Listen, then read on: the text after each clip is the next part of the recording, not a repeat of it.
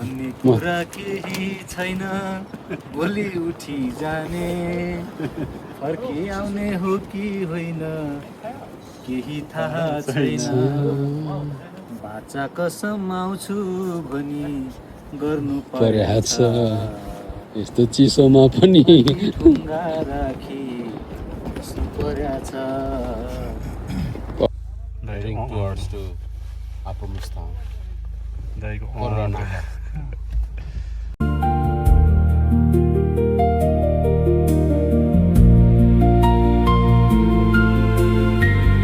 Yes, Dave, one sir. Subhayatra. Good morning from Jomsom. दिप्स दाईको remaking modified song र मोहन सरको साथमा मार्फापछि जोमसोम हुँदै लाग्यो लोमान्थाङ।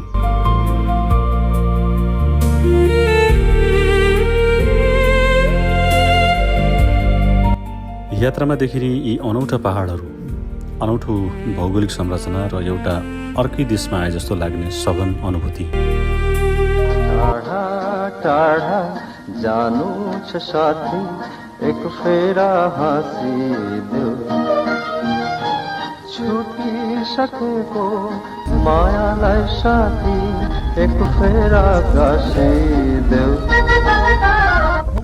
विशाल उजाड पहाडहरूको बीचबीचमा ससाना उपत्यका शैलीका समथर मैदानमा भोटे पिपल, जौ, फापर अनि आलुको हरियालीले बसालेको मानव बस्तीहरू।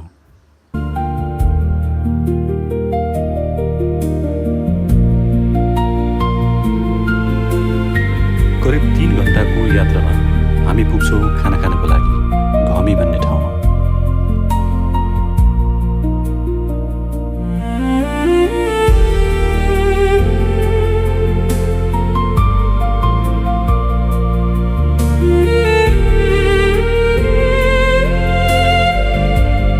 त्यसपछि हामी 1-8 घण्टाको यात्रामा आइपुग्छौँ चराङ। चराङ यहाँको अलि चर्चित बजार पनि रहेछ।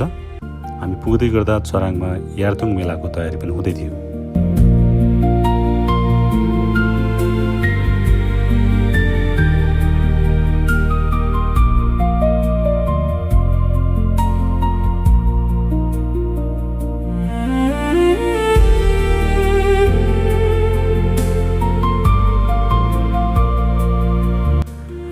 यो हो लोमान्थाङ बजार, द लास्ट फर्बिडन किङडम।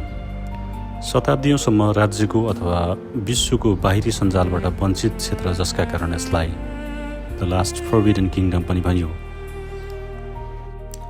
समुद्री सतहदेखि 3840 मिटरको उचाइमा रहेको लोमान्थाङ, यसको मुख्य विशेषता भनेको यहाँको राजदरबार र यसको सेरोफेरोमा विशाल पर्खालले घेरेको संरचनाभित्रको गाउँले बस्ती।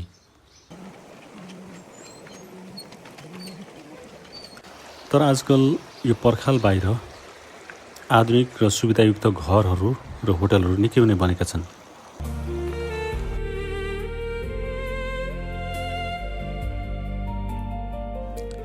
माटो र ढुङ्गाले बनेको पुरातन शैलीको गुजमुच्च परेको घरहरू र ती घरहरूसम्म पुग्ने साँगुरो गल्ली।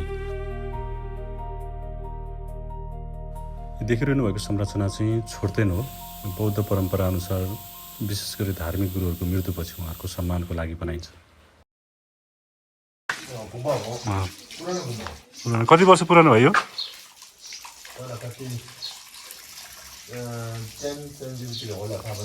10th सेन्चुरीतिरको खालको साँगुरो गल्ली भित्र गुम्बा र घरहरू साथसाथै राजदरबार पनि अवस्थित छ यहाँभित्र।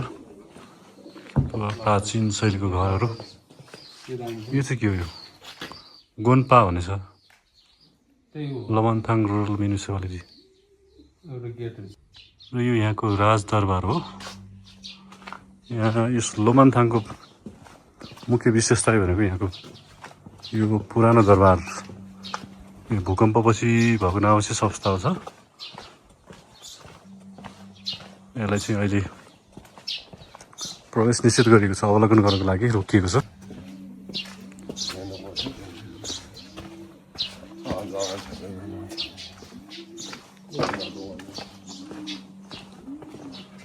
यो प्राचीन दरबार एउटा देख्न सक्छौँ।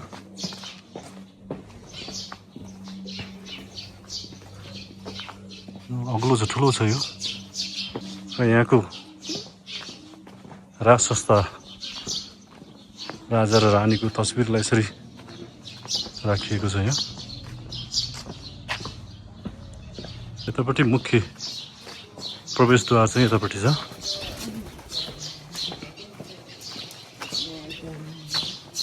यो मुख्य प्रवेशद्वार हो यस राजदरबारको। तर प्रवेश चाहिँ निषेध गरिएको छ अहिलेलाई। यतापट्टि अहिले चाहिँ यसलाई हुलाकारले लमनथाङ गाउँपालिकाको बनाइएको रहेछ। यसको पुरापुर संरचना यस्तो छ। लगभग 3-4 तलाको यो प्राचीन राजदरबार हामीले नाम सुन्दै आएको जिङमी सिङमी प्रबल विष्टको राजा र उनको सन्ततिको यो विरासत हो। र यो राजदरबारको परिक्रमापछि हामी गाउँ डुल्दैछौँ। दरबार सँगसँगै यहाँको बस्ती पनि गुजुमुच्छ परेको। हाम्रो यहाँको राजसंस्था अझै पनि यथावत रहेको कुरा यहाँको स्थानीयहरूले बताउँछन्। यस्तो शैलीको बाटोहरू, साँघुरो गल्लीहरू हुँदो रहेछ यहाँ। त्यहीँ घर, उनको आफ्नो पुग्ने घरको बाटो, सानसानो गल्ली यसरी बनाइएको हुन्छ। यो घरहरू हेर्दा पनि 100 वर्ष पुरानो जस्तो लाग्छ, होइन सर? 100 वर्ष पुरानो होला घरहरू। काठको कला अनि यस्तो एकदम माटोबाट बनाइएको।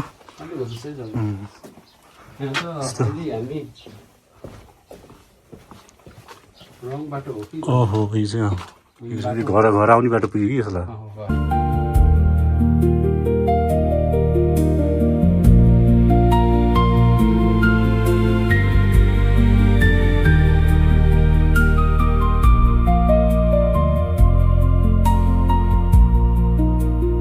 यो यसरी माथि छतमा चाहिँ अनौठो तरिका दाउराहरू राख्ने चलन छ। यो सायद मुस्ताङ जिल्लाभरि नै यस्तो खालको चलन छ।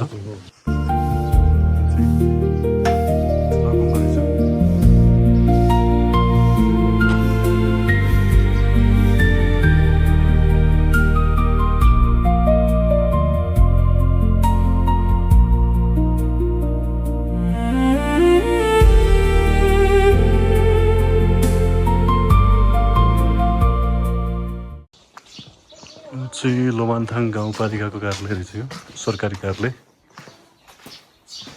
2073 सालमा स्थापना भएको। यसरी ठुलो पर्खालले गाउँलाई घेरिएको छ यहाँ। र यो लोमानथाङको पहाडहरू खाली पहाडहरू छ। तिब्बती परम्परा अनुसार यो ढुङ्गामा लेख्ने चलन छ।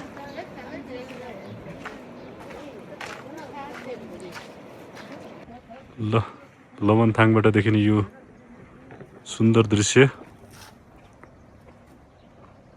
निकै नै मनमोहक छ।